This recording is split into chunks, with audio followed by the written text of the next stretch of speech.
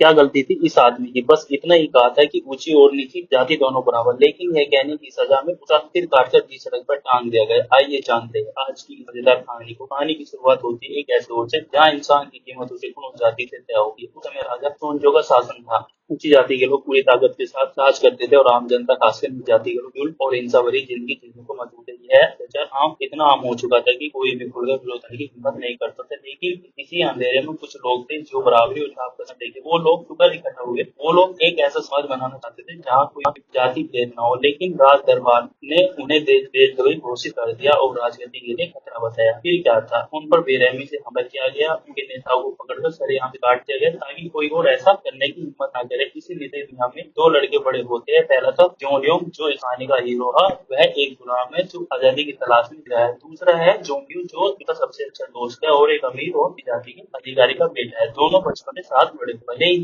भले ही उनकी दुनिया एक दूसरे से बिल्कुल अलग हो। हमारे हीरो के माता पिता साधारण लोग हैं, लेकिन उसके अंदर कुछ बड़ा करने की आग हमेशा रहती है। असल में हीरो एक साधारण बच्चा था, लेकिन उसकी माँ को कर्ज चुकाने के लिए काम पे भेज दिया गया। उस समय हमारा हीरो माँ के पेट में ही था, इस वजह से उसे भी गुलाम घोषित कर दिया गया। यानी उसने दुनिया देखे बिना ही काबे की पारी। उसका पिता न्याय के लिए खिलाता रहा, लेकिन कोई भी उसकी मदद को आगे आए, क्योंकि यह उस देश का पवित्र कानून था। उस कानून के मुताबिक माँ और पिता में से कोई गुलाम हो तो बच्चा अपने आप गुलाम माना जाता है। हीरो को ली जोंग रियो नाम के लड़के की गुलामी करने के लिए भेजा गया। वह लड़का रतन के परिवार का बेटा था और यह परिवार जोसेफ का सबसे ताकतवर योद्धा परिवार माना जाता थी। हवेली दौलत से भरी हुई थी। वहाँ 100 से ज्यादा गुलाम रहते थे। उस गुलामों को भारी काम दिए जाते थे, झाड़ू लगाना, रसोई का काम, घोड़ों की देखभाल करना और महिला गुलामों को अलग अलग जरूरी सेवाओं में लगाया जाता था। तब मनता था कि उसका बेटा जोंगियो एक ऐसा सेनापति बने जिसे कभी कोई गति न हो। उसे जब भी तलवारबाजी की ट्रेनिंग में छोटे मार जरा सी भी चूक होती थी तो उसे मारने की बजाय गुलाम को मारा जाता था, क्योंकि उसके पिता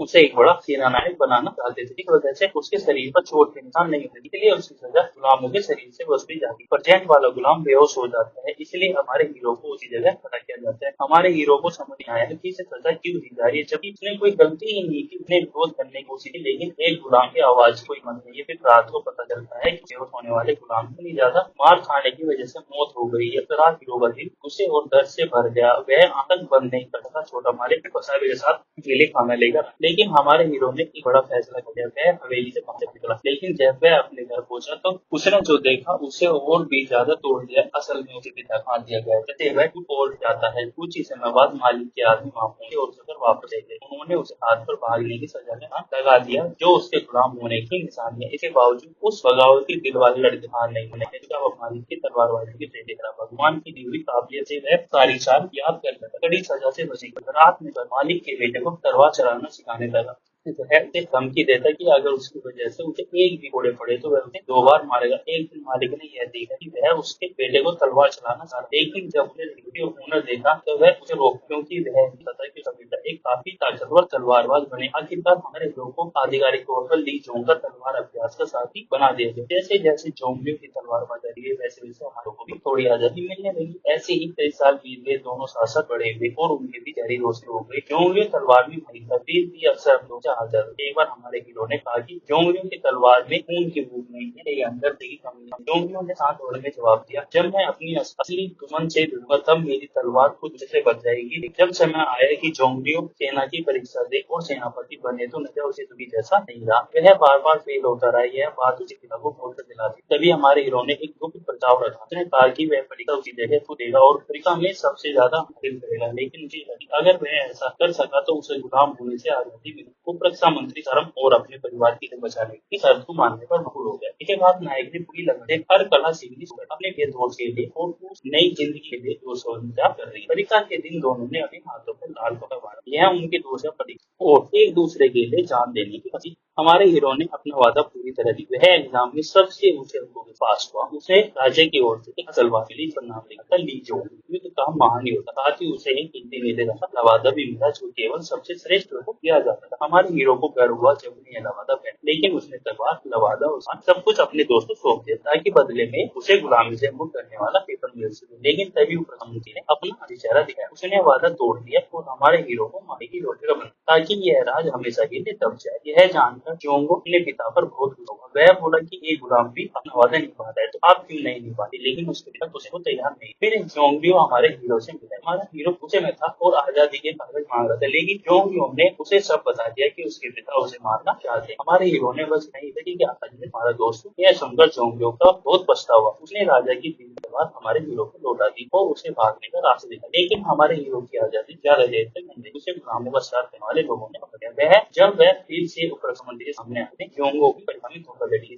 सच्चाई सबके सामने रखी। यह सुनकर ऊपर समुद्र उसे पागल हो गया, लेकिन उसका बेटा बीच में आ गया और हमारे हीरो की जान बख्श देने की गुजारिश, लेकिन हमारा हीरो उसे नफरत से भरा हुआ। उसने ललकारते हुए कहा कि मार दो, नहीं तो मैं तुम्हारे पूरे परिवार को बर्बाद दूं। जोंगलियो को गहरा पछतावा होता है, लेकिन वह सबके सामने गुलाम की तरह बर्दाश्त नहीं करता और यहीं से उन दोनों के रिश्ते में एक ऐसी दरार पड़ी जो आगे चलकर सब कुछ बदल देने की थी। जोंगलियो ने हमारे हीरो के साथ एक लाल कपड़ा खींचकर निकले। उसके बाद उसने हुक्म दिया कि उसे कैदखाने में डाल दिया जाए। उसी समय देश की हालत तेजी से बढ़ने लगी। जापानी सेना ने जोरदार हमला किया। डरपोक राजा ने मित्रों सभा को छोड़कर उत्तर की ओर भागने का फैसला किया। जोंगलियो राजा का करीबी अधिकारी, इसलिए उसे भी राजा की रक्षा में साथ छोड़ा। महत्वपूर्ण मिशन की जानकारी मिलने के बाद जोंगलियो ने अपनी मां और पत्नी को बताया कि वह उसके पिता के राजकार्य से रोके न थे और फिर आदमी की ओर शहर चले जाए। महल से निकलने से पहले जोंगलियो एक बात था, उसने हमारे हीरो के अगड़िए खोल। उसे उम्मीद थी कि अधिक समय में उसका दोस्त जिंदा बच जाएगा और उसे सभी आजादी मिलेगी। दुर्भाग्य से उनके पास अलविदा कहने का भी मौका नहीं था, क्योंकि अब भी बेहोश था। उसी रात जब हर तरफ फैल गई, तब तालों से दबाए गए गुलामों ने एक हाथ कर दिया। उन्होंने अपने मालिकों को निर्दयता से मार दिया और गुलामी से जुड़े सभी दस्तावेज चला दिए। उन्होंने खुद को आजाद घोषित कर दिया। आग की गर्मी और दूरी की तेज बत्ती हमारे हीरो को होश आने लगा। कैद से बाहर निकलती चारों तरफ तबाही का पेड़ दिखा। वहां उपरक्षा मंत्री का बेजान सर जिसे फांसी पर लटका, उसके सीने में राजा की तलवार गड़ी जिस पर जोंगलियो नाम लिखा गया था। लेकिन यह काम गुलामों का। हमारे हीरो ने जीवित बचे लोगों को ढूंढने की कोशिश की, लेकिन उसे सिर्फ नीले रंग का लवादा मिला। तभी उसने एक बच्चे से रोने की आवाज सुनी और हमारे जोंगलियो की पत्नी और जोंगलियो का नन्हा बच्चा अब भी जिंदा था, लेकिन उसकी पत्नी डर के मारे हमारे हीरो को अपने पास आने नहीं दी। उसने उसके हाथ में पीतल का हथियार देखा और भी डर गई। वह गुलामों से नफरत करती। हमारा हीरो उसकी मदद करना चाहता था, लेकिन वह उसे गालियां देने लगी। उसने कहा कि तू एक जानवर है, अपने गंदे हाथों से मुझे मत छू। यह सुनकर वह आग के बीच फंस गई और भयानक दर्द के साथ मर गई। इस समय जोंगलियो परिवार के वफादार सैनिक महल पहुंचे। उन्होंने देखा कि हमारा हीरो वहां से भाग रहा था। उन्होंने गलत समझ लिया कि बीबी का दबा गया और जोंगलियो के पूरे परिवार को मार दिया। वह सैनिक तुरंत निकल पड़ा और यह खबर जोंगलियो तक पहुंच गई। इस गलतफहमी ने 10 साल पुराने दोस्त पूरी तरह तोड़ दिया। दुख और गुस्से ने जोंगलियो को एक निर्दयी योद्धा बनाया। अब वो अपना काम बहुत सभी और खुदा से करने लगा। इसी वजह से राजा शोजियो को उस पर और भरोसा हो गया। दूसरी ओर हमारा हीरो राजमहल के सामने लोग की तरह निराश हो चुके। उन्हें गुस्से में आकर महल को आग लगा दी। वह राजा से नफरत करते थे और युद्ध में मारने के लिए छोड़ दिया। कुछ विद्वानों ने हमारे हीरो को नीला लवादा देखा। उन्होंने समझा कि वह कुछ अधिकार, इसलिए उन्होंने हमारे हीरो से विनती की कि वह लोगों के सेना का नेतृत्व करे और हमलावरों के खिलाफ लड़ने में उनकी मदद करे। हमारे हीरो ने चुपचाप ये जिम्मेदारी कबूल की, लेकिन लोगों को इकट्ठा करना आसान नहीं था। कोई भी अपनी जान देश के लिए कुर्बान करने को तैयार नहीं था। इसलिए हमारे हीरो ने एक घोषणा, जो आम लोग लड़ाई जीतने में मदद करेंगे उन्हें सरकारी पद दिए जाएंगे और गुलामों को आजादी मिलेगी। यह सुनते ही ज्यादा से ज्यादा लोग सेना में शामिल होने लगे। हमारा हीरो हथियारों की तलाश में महल के भंडार तक जाता है ताकि दुश्मनों से मुकाबले की तैयारी हो सके। जब जापानी सेना राजधानी के पास पहुंचती है तो हमें कन नाम का एक व्यक्ति दिखाई जो मास्क पहने हुए था। वही सेना का कमांडर था। वह सोजन पर अपनी ताकत दिखाने के लिए अपनी सेना को सब कुछ तबाह करने का और इसी दौरान एक पकड़ी गई ओझा खान को श्राप देती है। वह कहती है, देख लेना कमीने, तेरी की तलवार तेरे गर्दन के आर पार की जाएगी। कैसिम उसकी बात को इग्नोर कर देता है और कहता है मैं साथ रहूंगा। इसके बाद वह उसके साथ वही करता है जैसा कहा। उसे साथ होगा ताकि अपनी उत्तर दिखा सके। दूसरी तरफ आम लोग भयानक मुश्किल में फंस जाते क्योंकि राजा सोजो का काफिला उनका खाना लेता है। अब लोगों को राजा से भरोसा टूट जाता है। वह उसे पता है कि वो राजा को गाली देते हैं। राजा की रक्षा कर रहे सैनिक विरोध करने वालों को जबरदस्ती दबाते हैं। फिर राजा को नाव पर चढ़ाकर नदी पार कराई जाती है। जो आम लोग साल चढ़ने की बात करते हैं उन्हें बेरहमी से मार दिया जाता है। इस घटना से बच करने के लिए राजा सोजो आदेश देता है कि घाटी का जला दिया जाए और आसपास घरों को जला दिया जाए ताकि कोई भी न कर सके, क्योंकि वह राजा के नाम पर एक बहुत बड़ा फटू था। खैर, इधर जब हमारा हीरो सैनिक को लेके कर लेता है, वह युद्ध की रणनीति बनाता है। वह बहादुरी से लड़कों का नेतृत्व करते हुए ध्वनि सेना पर हमला करता है। हालांकि उसकी तरफ सिर्फ धनुष और साधारण हथियार होते हैं, जबकि जापानी सेना बंदूकों से हमला करती है। लेकिन हमारा हीरो एक महान योद्धा की तरह ऊंचाई से चारों तरफ से घिरे हुए धनुष से काटना शुरू कर देता, वह अकेले 100-200 को लपेट लेता है। यह देखकर जेसन की फट जाती है, इसलिए वह हमारे हीरो को जिंदा पकड़ आने का ऑर्डर देता है। वह घुड़सवार सैनिकों को आगे भेजता है, लेकिन हमारा हीरो उन्हें भी काट डालता है। यह देखकर जेसन की और भी फट जाती है, लेकिन इतने में हमारा हीरो हर खतरे को पार करते सीधा सेनापति के पास करता है। सेनापति कुछ इनका पद और नाम पूछता है। हमारा हीरो लीडर होकर जवाब देता है कि राजा के हिसाब से मेरा पद है और मेरा नाम है हैवान। इतना कहकर वह हक कर देता है। इस दौरान गन से उसी तलवार पर खुदा नाम देख लेता है। ही जोंगे दोनों के बीच बराबरी की होता लड़ाई होती है, लेकिन हमारे हीरो से एक गलती हो जाती है, उसकी तलवार हाथ से छूट जाती है और वह तुरंत फिर से पकड़ लेता है। उसी छलांग में वह दुश्मन का हेलमेट तोड़ता है, लेकिन वह शरीर चट्टान करके नीचे नहीं जाता है। गनसी बहुत नाराज होती है क्योंकि उसने कभी किसी को जिंदा बचने नहीं देता। अब 7 साल बीत जाते हैं, युद्ध खत्म हो जाता है, लेकिन जैसे दवाई और खंडर रह जाते हैं। हालात इतने बुरे हो जाते हैं कि उन्हें मरद शरीरों तक को मिटाने के लिए खाना पड़ता है। जिंदा रहने के लिए लोग एक दूसरे का सहारा लेने लगे, लेकिन राजा सोजो को जनता के दुख दर्द से कोई फर्क नहीं, वो सिर्फ अपने घर को दोबारा बनना चाहता। जोंगे लगातार राजा की सेवा करता रहा और उसका पद भी ऊंचा होता गया, लेकिन हमारे हीरो के प्रति लेना पड़ा जल्दी का। तभी राजा ने एक बार जोंगे से कहा कि नीच लोगों को कभी ज्यादा तारीफ मत करना चाहिए। जैसे ही उन्हें लगे खास बन गए, वे पे बेलगाम हो जाते हैं। यह सुनकर जोंगे की अच्छी याद आ जाती है। उसकी पत्नी ने पहले ही चेतावनी दी, हमारे हीरो को ज्यादा करीब आ जाए। वह जोंगे के विरोध किया था और कहा था कि जब इंसान कुत्तों से दूर कर सकता है, तो से दोषी क्यों नहीं। कहानी से पता चलता है कि हीरो ने उन दोनों की ये बातचीत सुन ली थी। उसने जोंगो की पत्नी के शब्द भी सुने जो नफरत से भरे हुए थे, और वह औरत अपने पति से कहती कि उसे पालने के लिए होते और दास काम करने के लिए। समय जोंगो इस ओर से सहमत नहीं था, लेकिन अब उसे अफसोस और गुस्सा था कि मैं कभी हमारे हीरो जैसे नीच इंसान पर भरोसा किया और उसे दोस्त माना। अब कहानी हमारे हीरो की ओर मुड़ती है। वह धर्म की रक्षा के करने वाली सेना में शामिल हो चुका था। इस सेना में हर वर्ग के लोग थे, कुछ अधिकारी, विद्वान, आम लोग और दातम में एक सेना बने थे जो दुश्मनों से लड़ने और देश की रक्षा करने के लिए खड़ी हुई थी। जब युद्ध की तरह खत्म हो गया तो अब वह एक तरह से अलग होने की तैयारी करने लगे। सब लोग अपने अपने इलाकों में वापस बसने की तैयारी कर रहे थे। तभी ऊपर निकले सैनिकों को जापानी सैनिक दिखाई दिए जो बचे हुए थे और स्थानीय लोगों को भेष बनाकर एक कैंप की तरफ बढ़ रहे थे। हमारे हीरो उनके साथ ही तुरंत योजना बनाई और ज्यादा संख्या में लोगों का पर अचानक हमला कर दिया। इस वजह से दुश्मनों को हराना ज्यादा मुश्किल नहीं रहा। उसी दौरान जापानी सेनापति गैंसिन सामने आ गया। वह हमारे हीरो को अपनी पहचानता था। बिना देर के उसने तलवार से मुकाबला करने के लिए चुनौती ताकि अपनी ताकत और स्किल दिखा सके। इस बार हमारे हीरो ने के चेहरे पर गहरा जख्म बना दिया था। लड़ाई जारी ही थी। बहादुर योद्धा महिला बॉम्ब सीएनजी बीच में आगे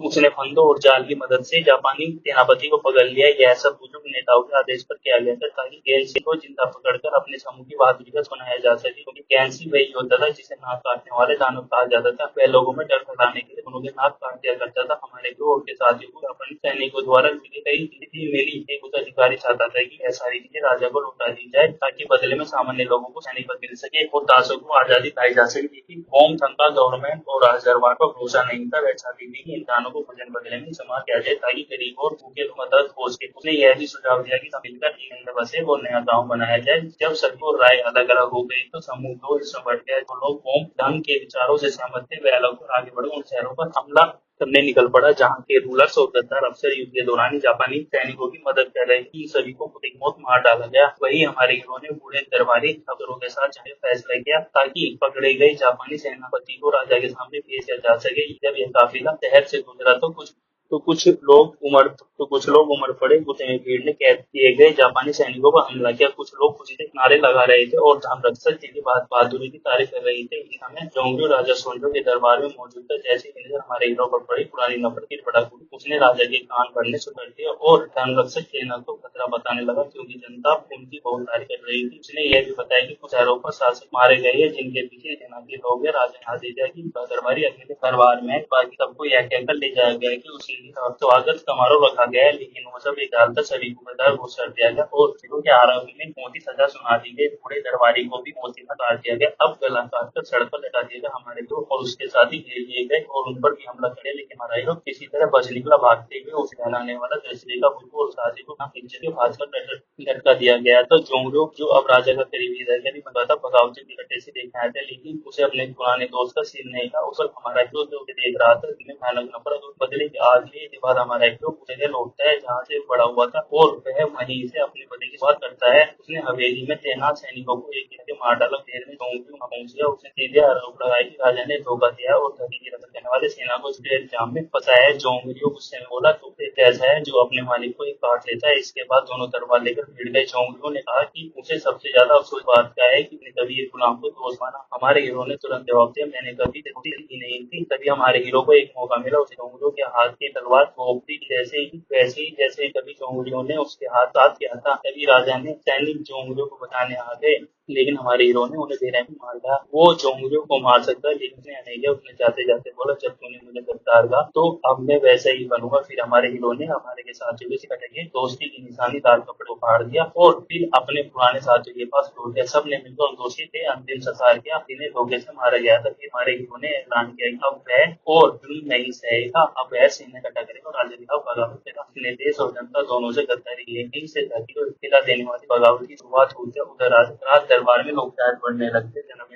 बलिदान देने वाले योद्धाओं को गद्दार कहा जा रहा। चारों तरफ अफवाह फैल चुकी था। पूरे देश में बगावत होने वाली है। राजा सेना बहुत दूसरे में थी। जोंगियों ने हमारे हीरो के धोखे सभी को मार डालने का सुझाव दिया। जोंगियों समय समझ चुका था कि राजा को महल दोबारा बनवाने के लिए बहुत तरीके थे। राज्य ने कहा जापानी सैनिकों को मारने के बजाय छोड़ देंगे। सैनिक आई सेना के साथ में चोरी के लिए खजाने के खाने तक रास्ते जाएंगे। साथ ही उन्हें आदेश दिया जाएगा कि वह बगावत करने वाली सेना को की तरह खत्म कर। कई दरबारी में बोल किया कहा कि जापानी सैनिकों को सीधे मौत की सजा दी जाए, ना कि उन्हें अपने ही देश लोगों को मारने भेजा जाए। लेकिन राजा पहले ही फैसला करवा था। उसे अभी याद है कैसे जनता ने उस पर पता कि रात में जला दिया गया था। राजा ने एक नई सभा बनाई। उसने उन जापानी सेना को सैनिकों को कटेंगे जो आगे चुके थे। राजा ने चिकागो गेंसिन का नाम दिया किम चुंग मियोन। अब वह चोशिन का सैनिक बन चुका था और उसे सेना का सेनापति बनाया गया था। साथ ही डोंगियों को एक खास दस्ते का नेता बनाया गया। उसका काम था सीधे जाकर बागियों का सफाया करना। उधर हमारे हीरो सेना ने वो सारा खजाना ढूंढ निकाला जो जापानी सैनिक छिपाकर रखा। यहाँ भी मजे शुरू हो गए। ज्यादातर लोग कहते थे कि खजाने को बांट लिया जाए और सब अपने अपने रास्ते चले जाए। सिर्फ हमारे हीरो और बोम थोंग अभी डटे हुए थे। चाहते थे कि किसान को तैयारी में लगाया जाए और उनके वर्ग के खिलाफ लड़ाई जारी रहेगी। लेकिन बाकी सदस्य इस बात से सहमत नहीं थे। बाकी लोग अब अमीरों की इजाजत की लालच में उन्होंने हमारे हीरो और बोम थोंग के लिए सब चार बिछा और दोनों को फिर से बांधे। हमारे हीरो ने लोग समझाने की उन्होंने कहा, अगर फिर लोग सताना आए तो वह हमें ढूंढकर मारेंगे। पहले हमारी जान करेंगे और फिर हमें खत्म करेंगे। लेकिन ज्यादा लोग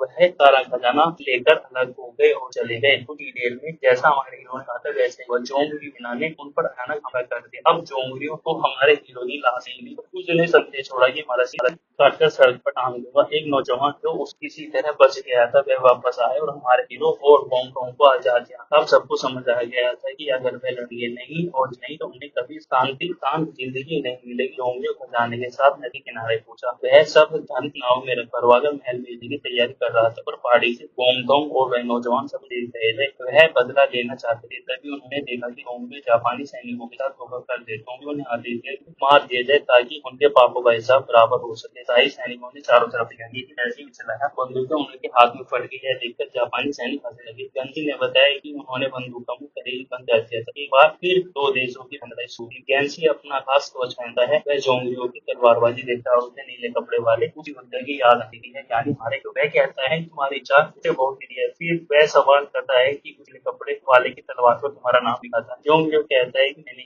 वह तलवार उसी गंसी है। वह चाहता था कि जोंगलियों को मारे नहीं बल्कि पकड़े जाए ताकि उसे राजा तोजो से साधुबाजी करने के लिए इस्तेमाल किया जा सके। लेकिन जोंगलियो मरने के लिए तैयार था। अपनी तलवार से हमला किया और सामने वाले का हेलमेट और कवच तोड़ दिया ताकि उसका अपमान हो। उसी पर हमारा हीरो भी सामने आ गया। वो बहादुरी के मैदान में उतरा और चिल्लाकर बोला, मैं तुम दोनों को यही मार डालूंगा। तीनों सबसे ताकतवर योद्धा आमने सामने। तीनों में भयानक लड़ाई हुई। जोंगलियो को कपड़े चिल्लाए ने उसे परिवार को किया और अब वह उसे आग में फेंक देगा। ठीक वैसे ही जैसे उस परिवार के साथ होता है। यह सब हमारा हीरो समझ गया कि उसका दोस्त सब गलत समझ बैठा है। हैरानी में हमारे हीरो से तलवार उठाते देख दर्द से कराहते हुए हमारे हीरो ने कहा, क्या तू अब तक यही मानता है कि मैंने भी तुम्हारे परिवार को मारा है? मैंने तेरी बात को बचाने की कोशिश की। अपने बेटे को गोद में लेकर खुद आगे बुझे बात को नहीं माना और जोंगलियो ने अपने दोस्त की आंखों देखा। उसने आंखों में डूबा दी। आंखों में आंसू देखकर जोंगलियो का दिल हिल गया। वह सोच कर ही रहा था कि तभी गंसी भी आ गया। होंगे ऐसे अचानक बलकीले सभी ने चला गया। अब हमारे हीरो को अकेले से लड़ना पड़ा। लड़ाई के दौरान हमारे हिंदी होगी और गंसी की पर वार करते। जैसे ही हीरो को होश आया वह तुरंत अपने दोस्तों बचाने को रहा। इतने ही किरण को तकलीफ देखना चाहा चिल्ली। हमारे हीरो ने देखा कि उसका दोस्त जमीन पर गिर रहा है। जोंग के हाथ से तलवार। अब हमारा हीरो जान की परवाह न बनकर पड़ा। उसने अपनी ताकत को कितने देखे जापानी योद्धा गंसी के दोनों हाथ दिया। आखिरकार उसने को मार डाला। उस भविष्यवाणी जैसा था जैसा उस औरत ने कहा था।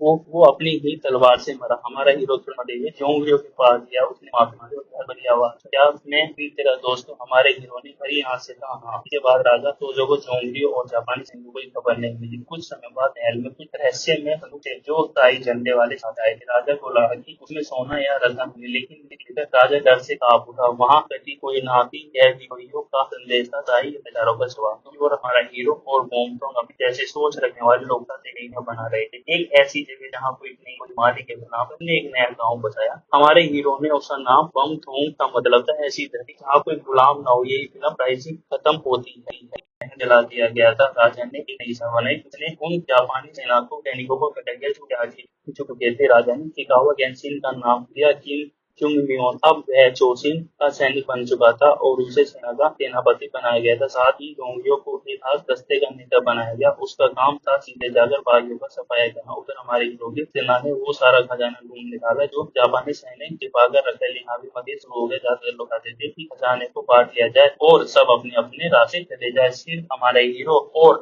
बोम थोंग अभी डटे हुए थे। चाहते थे कि किसान को तैयारी में लगाया जाए और उनके वर्ग के खिलाफ लड़ाई जारी रहेगी। लेकिन बाकी सदस्य इस बात से सहमत नहीं थे। बाकी लोग अब अमीरों की लालच में उन्होंने हमारे हीरो और बोम थोंग के लिए सब चार बिछा और दोनों को फिर से बांधे। हमारे हीरो ने समझाने की उन्होंने कहा अगर फिर लोग सताना आए तो वह हमें मारेंगे। पहले हमारी जान करेंगे और फिर हमें खत्म करेंगे। लेकिन ज्यादा लोग वह सारा खजाना लेकर अलग हो गए और चले गए। कुछ ही देर में जैसा हमारे हीरो ने कहा था वैसे वह जोंगली बिना ने उन पर अचानक हमला कर दिया। अब जोंगलियों को हमारे हीरो की लाश नहीं ली। उसने संदेश छोड़ा कि हमारा सिर काटकर सड़क पर टांग दूंगा। एक नौजवान जो उस किसी तरह बच गया था वह वापस आया और हमारे हीरो और बोंगटोंग को आजाद किया। अब सबको समझ आ गया था कि अगर वह लड़िए नहीं और नहीं तो उन्हें कभी शांत जिंदगी नहीं मिलेगी। जोंगलियों को जाने के साथ नदी किनारे पहुंचा। वह सब धन नाव में रखवाकर महल भेजने की तैयारी कर रहा था। पर पहाड़ी से बोंगटोंग और वह नौजवान सब देख रहे थे। वह बदला लेना चाहते थे। तभी उन्होंने देखा कि जोंगली जापानी सैनिकों के साथ धोखा कर दे। जोंगलियों ने आदेश दिया कि मार दिया जाए ताकि उनके पापों का हिसाब बराबर हो सके। शाही सैनिकों ने चारों तरफ